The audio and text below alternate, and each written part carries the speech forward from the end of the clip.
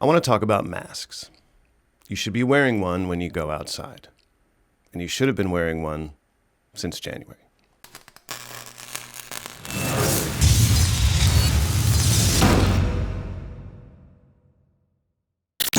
There's been a lot of talk about masks and PPE in general, personal protective equipment.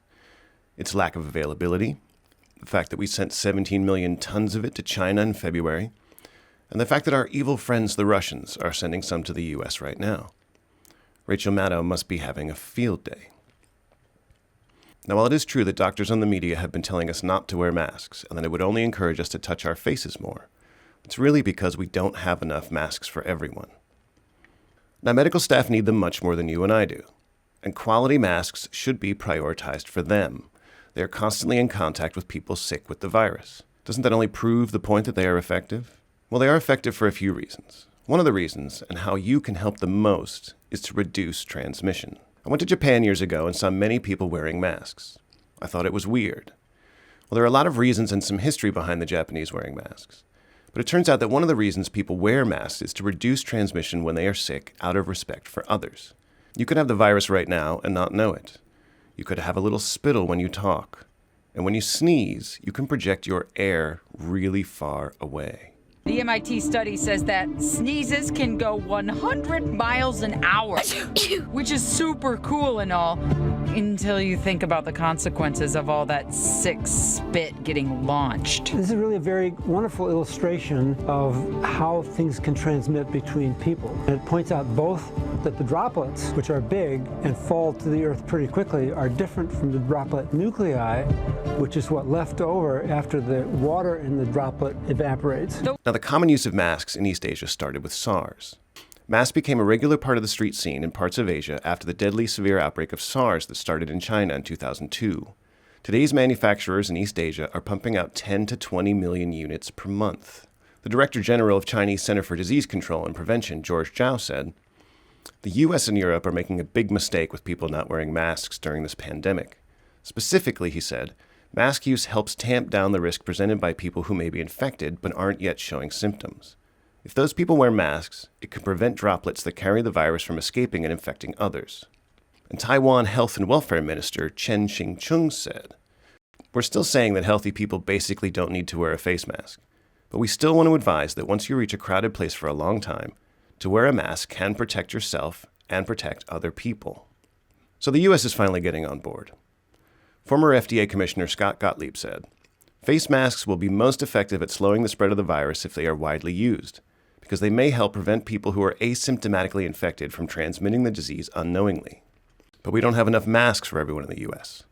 William Schaffner, an infectious disease expert at Vanderbilt University, said, "We certainly don't have enough masks in healthcare. I wouldn't want people to go out and buy them now because we don't want to siphon them off from healthcare." He goes on to say that homemade masks, shawls, scarves, and anything that you can conjure up at home might well be a good idea. It's not clear that it's going to give a lot of protection, but every little bit would help. And Gottlieb added, "The cotton mask constructed in a proper way should provide a reasonable degree of protection from people being able to transmit the virus." Okay, so anything is better than nothing. If you can't get masks at your local store, and you don't want to support Amazon, you can at least do this. I'm going to try to make one now, but the link to the original video will be in the description below.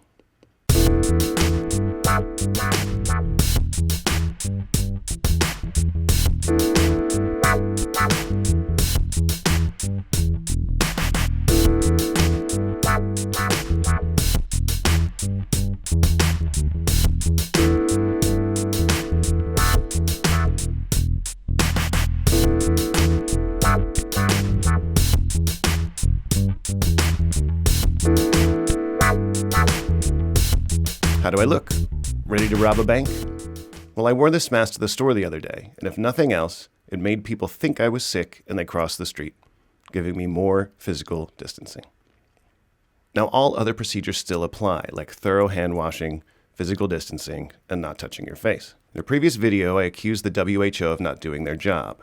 But so I don't get sued like Fox News is going to be, here is what the WHO says about masks. Medical masks like this one cannot protect against the new coronavirus when used alone.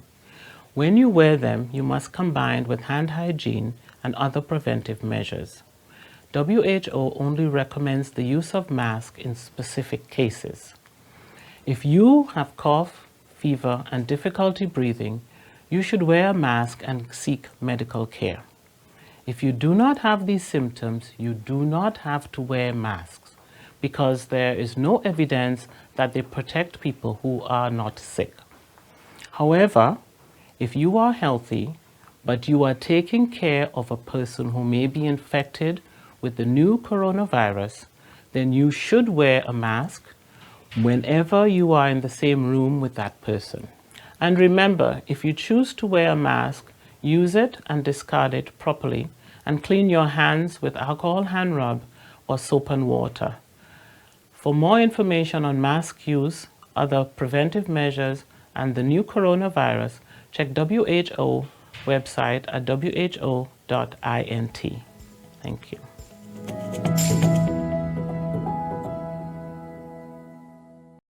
I'll admit I thought it was weird to see people wearing masks in Japan when I visited. But then I learned how helpful they really can be. Until this virus is long gone, when you have to go outside or go to a store, wear a mask. Do it for yourself and do it for everyone else.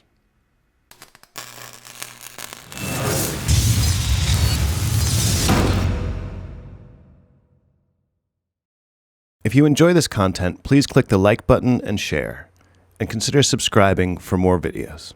Thank you.